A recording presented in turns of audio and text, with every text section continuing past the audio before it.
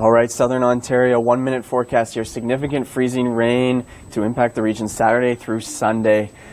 Ice pellets north, so there's a battleground setting up throughout parts of Southern Ontario, and it's really around that Fergus, Kitchener, Guelph region where we're a little uncertain on how many ice pellets you'll see today and then the extent of the freezing rain tomorrow as that freezing rain pushes north through much of Sunday morning and early afternoon as well. This map displays the wind potential. So there's a significant wind problem with this because we're sustained 50 plus kilometers an hour develops through Saturday evening and overnight. There are those orangey and red hues looking at the sustained 50, perhaps 60 kilometers an hour. And then Sunday morning, that widespread freezing rain paired with that sustained winds, significant ice accretion. And then watch through Sunday afternoon, that freezing rain really spreads through much of the GTA with that raw northeast wind off Lake Ontario, cause significant problems. We'll be monitoring this system throughout this weekend here at the Weather Network.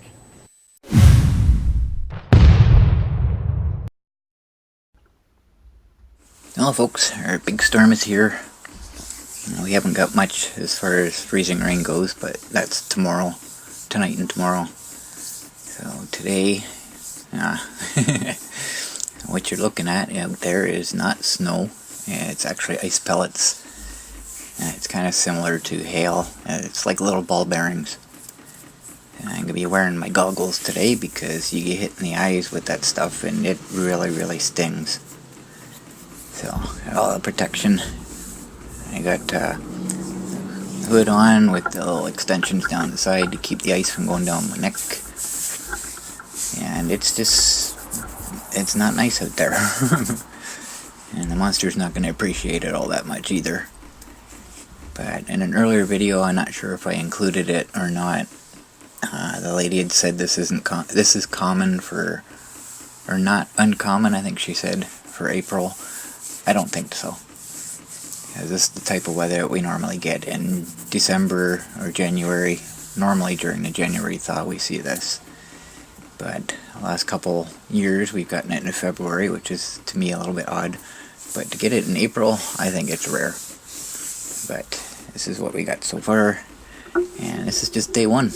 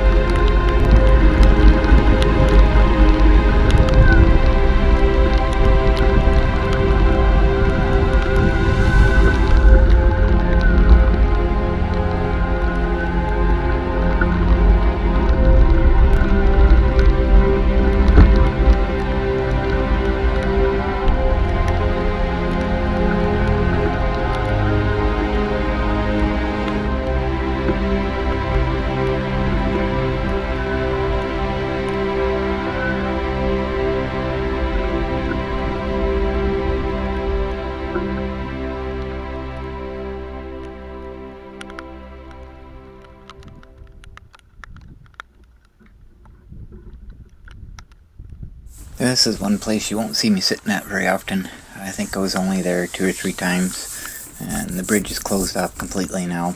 It was closed to traffic, and it was just pedestrians were allowed on it. Now it's closed completely, it's fenced off. And the reason for that is because the bridge is crumbling, and I think they're afraid it's going to collapse. It's in pretty rough shape if you see it from the sides, but it's a nice view from up here. I like it. Here's the trail bridge going across the river. So this is day 1. As you can see, it's pretty tough going. Monster really isn't enjoying it all that much. It's really difficult to get it to actually turn. Like driving on ball bearings, after all. So it's supposed to taper off a little bit tonight, and then the freezing rain's supposed to start up. So tomorrow's going to be even worse. Yeah, not looking forward to it.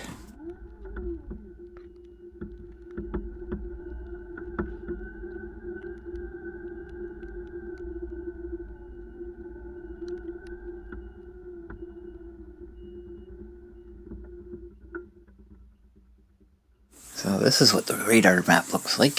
It's pretty, isn't it? Just about everything in there. Potentially historic ice storm expected this weekend. Widespread power outage is possible.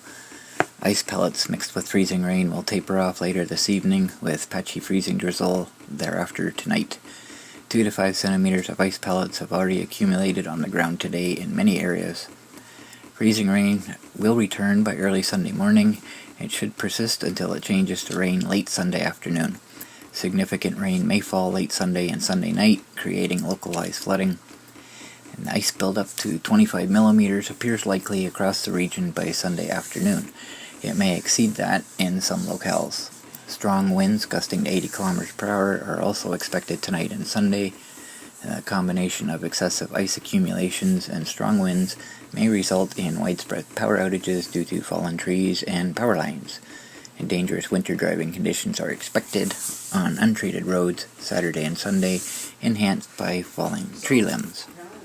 Doesn't sound like a good time to go out. So I did go out for a little bit. I'm not sure what happened. Somehow the sound got turned off on my camera, so there's no sound to this video. Heading out this time. Not only do we still have the ice pellets, we now have this nice coating of ice on top of it, a hard crusty surface. And well, if the monster didn't like the ice pellets, it's sure not liking this. So it's kind of like putting icing on a cake. A hard layer of icing on this soft stuff underneath it. Really difficult. So it's interesting here. There's a loud crack, and you can't hear it because no sound on the radio. But once I finally get out onto the road here, as soon as I sit down, watch the tree to the left.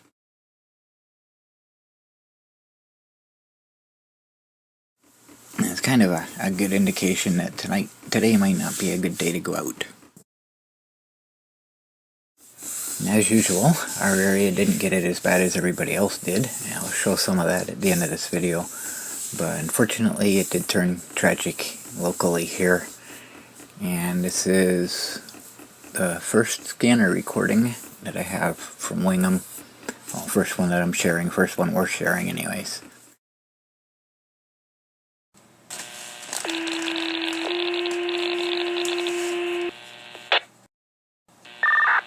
Fire dispatch, North Erie Car 4. Fire dispatch, North Erie Car 4. Go ahead, North Erie Car 4. Yeah, we're receiving a feed, but we're not getting any voice. Can you confirm where this is? It is Harrison Road at Black Line. Again, Harrison Road at Black Line. Pedestrian struck by vehicle, severe head trauma, and possible VSA. Roger that. Fire dispatch, North Erie Engine 1. Wingham, go ahead. Engine 1 responding. Charlie +5 belted to Harrison Road and Black Line. Fire Air Dispatch, Squad, Tank 4. Tank, go ahead. Tank 4, 2 belted. 10-4, Tank 4, 2 belted. Fire Dispatch, North Huron, Squad 5. Squad 5, go ahead.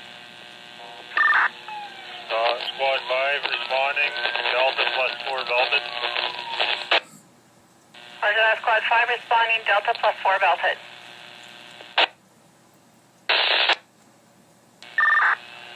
Fire Dispatch, you can show North Huron Engine 1 arriving on scene. Charlie B command, enemy mobile. Tank 4, can you block the road at the top of this curve?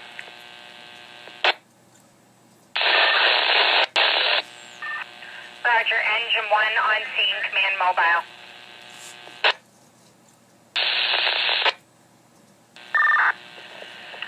Fire Dispatch, North Huron command. Wingham unit calling, go ahead.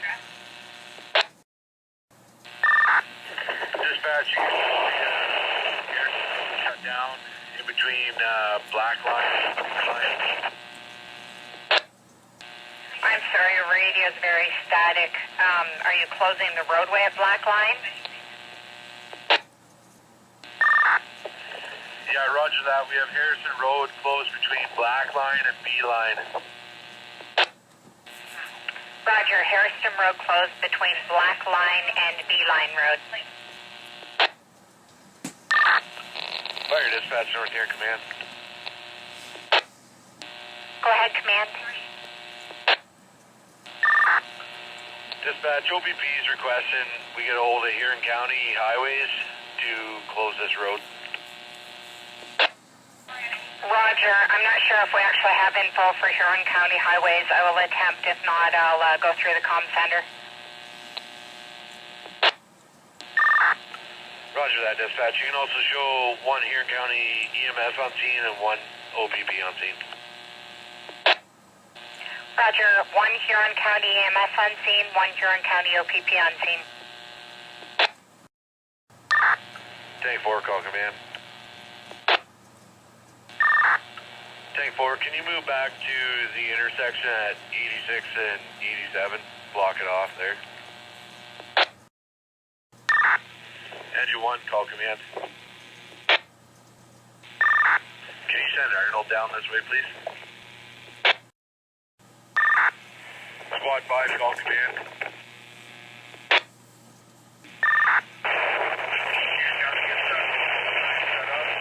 You move down to Black Line and B Line. Fire Dispatch, North Huron command.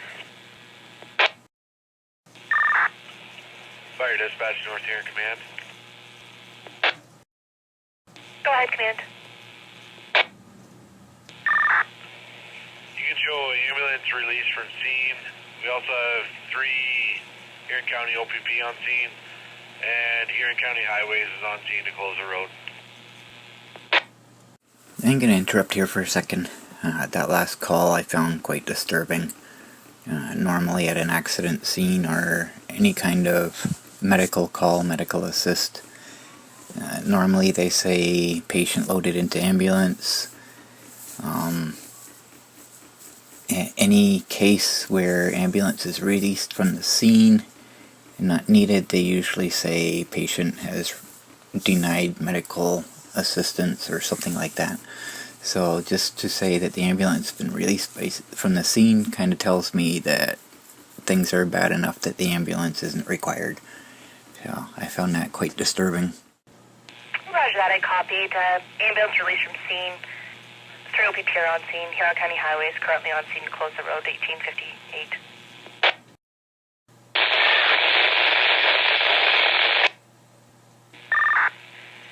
Go ahead, Bravo.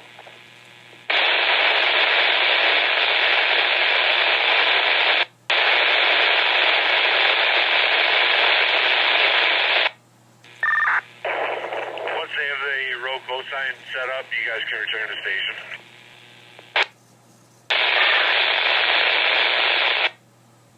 Unit calling, go ahead.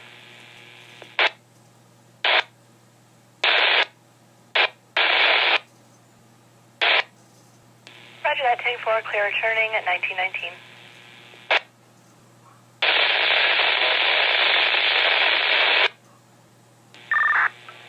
Go ahead, squad 5.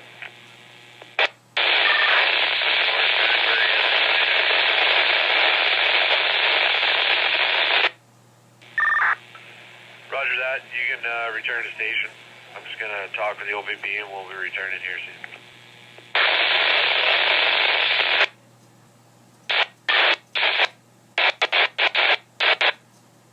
Squad 5, go ahead.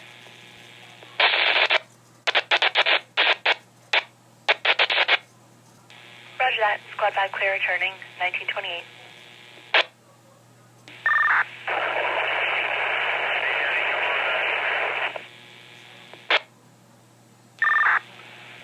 Fire dispatch north here in command. Go ahead, command. Scene is being left with the OPP. Command's terminated. Engine 1's clear scene and return to Wingham Station. Roger that, I copied. Scene's turned over to the OPP. Command's been terminated. Engine 1 returning at 1935. And just like I figured, it was fatal. The OPP say a 64-year-old Central Huron man was killed while inspecting the scene of a previous collision near Blue Vale. And Douglas Stamper of Central Huron had exited his vehicle and was inspecting the extensive damage on Harrison Road near Black Line when he was struck by an oncoming eastbound pickup truck. The OPP was already on their way to the scene, responding to a call from an earlier passerby about 6 p.m. Sunday evening about guardrail debris on the road. Huron County Paramedic Services, the North Huron Fire Department, and Huron OPP arrived on the scene where they located a male pedestrian without vital signs. He was later pronounced deceased at the scene, and the driver of the pickup was not injured. I was talking to Cody about this the night that it happened before I actually saw this update. They didn't specify what had happened. They did mention that there was a previous accident at that particular spot, and we were talking about it, and I'm thinking, I betcha he got out of his vehicle to clear the stuff off the road. That's something that I would do myself, and maybe because of the sound of the rain or his engine running or whatever, he may not have heard the other vehicle approaching. I don't know. Stepped in front. A sad situation anyways. But there are a lot of other problems elsewhere caused by this storm, and I'll finish this video by showing some of those, including one that's actually kind of funny. I'll end on a good note. Thanks for watching. A large part of southern Ontario is experiencing a rare and hazardous mid-April taste of winter. A mix of ice pellets and freezing rain triggered power outages and highway chaos yesterday, and it is not over yet. Now, roads do remain treacherous. More than 500 accidents took place in and around Toronto alone yesterday. But the areas affected stretch from Windsor in the west all the way to North Bay in the north. Hydro crews continue with repairs that have cut power off to thousands of people in Ontario. And freezing temperatures will likely end this afternoon. But the rain is complicating matters, as that will continue throughout the day. And that also means a risk of flooding, in addition to all that ice and cold.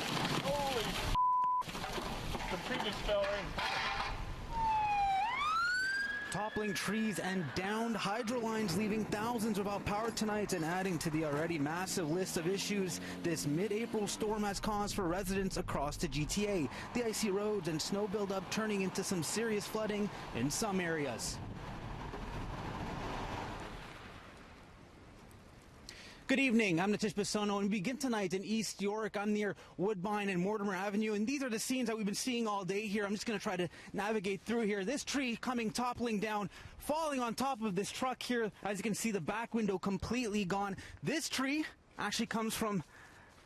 It's part of this tree over here. As you can see, quite the extensive damage. And then further down here, we have hydro workers doing their best to restore power in some areas where the lines have been knocked down. So as you can imagine, this storm causing quite the havoc for many residents. Holy, the tree just fell in. City News cameras capturing the moment a tree falls in East York at Glebemount Avenue and Barker. The strong winds bringing down another near St. Clair and Glenfield around the same time. And over on Eastbourne Crescent and Simmons Street, a close call for one family when their century-old tree came toppling down. The tree cracked, and my father's the one who heard it, and he told everybody to get to the back of the house. He knew it must be this tree because it's big, it's old. We never thought it'd come down, but it appears it eventually did. Fortunately, no one was hurt, but the same can't be said about the house and the 4 cars in the driveway. The City of Toronto wasting no time issuing a wind warning with gusts clocking up to 100 kilometers per hour at times, making for some spectacular waves off the shore of Lake Ontario. How powerful these winds are, all you have to do is head here. Strong winds leaving thousands without power over the course of the day. Hydro One was especially busy. This weather has resulted in significant damage, including broken poles, down lines, and fallen trees. Currently in the province, there are 37,215 Hydro One customers without power across southwestern and south central Ontario. Now, before going to air, Toronto Hydro telling City News that nearly 20,000 are still without power, which means crews will be very busy well into the overnight and tomorrow morning. In East York, I'm Natish Basono, City News. All right, what a few days it's been. The weather that we've had over the weekend into today's caused all kinds of havoc. And the big thing it's caused right now is right behind us here at Rogers Centre. Some chunks of ice coming off the CN Tower ended up apparently going through the roof, damaging the roof. And they were trying to repair it in time for the game tonight, but the game has now been canceled. That's right, a Jays game canceled because of weather at a roof stadium. So you were coming down here and you saw the ice falling? Oh yeah, like 300-pound piece of ice falling off. What did it sound like? It must have... Kaboom. Huge piece of ice, massive pieces. Like somebody walking by would have been smushed, kaput, done. Mike says he was walking down from Union at about noon when the first pieces came crashing down, at least one landing on the roof. Now, crews worked all afternoon to try and fix it, couldn't get it done in time. Other chunks damaged windows in the adjoining hotel, the walkway, and the aquarium. It smashed the glass on the bridge and everything. Yeah. Yeah, go up on the bridge and get some pics. And you saw how many, the big panes of glass? I didn't see it break the glass because I've been down here, right? But over there at the aquarium, I see them laying on the aquarium. You could hear it from here. There's more potential for freezing, for ice to fall from buildings, so be aware of your surroundings, look up, and property owners should be taking care to make sure that their properties are properly cleared of ice. And that was the city's Winter Brown reminding people just take care when you're walking downtown, especially with the ice that's still coming off the building now. Alarming and incredible video was captured in a Toronto man's backyard during this past weekend's ice storm. Ben Lucier posted this video to Twitter on Sunday stating, "My dog Sprocket narrowly escapes a falling tree in our backyard." As you can see, it was an extremely close call for the dog, as it's just able to get back to the family's deck before a massive part of a tree falls, covering almost half the backyard. Ice, freezing rain, ice pellets, and wind made for a miserable weekend, creating dangerous situations like this, where luckily neither human nor dog was injured. A lot of things are covered in ice, and although we're dealing with ice pellets, it still is sticking to a lot of those cold surfaces. So just to show you this tree here, I actually just realized I don't have my goggles on, but with those strong winds, those ice pellets are absolutely painful. And you know what is interesting here is that just a second.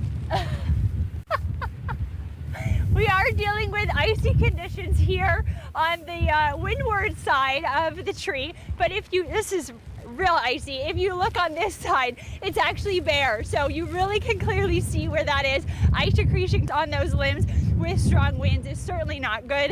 We'll be keeping a close eye on this one here.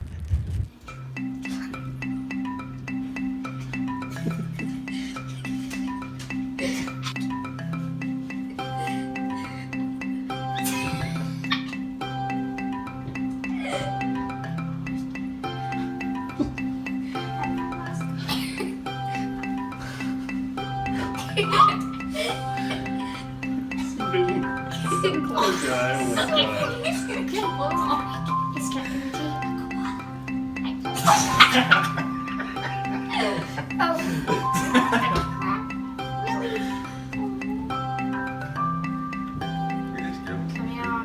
funniest part is it's empty.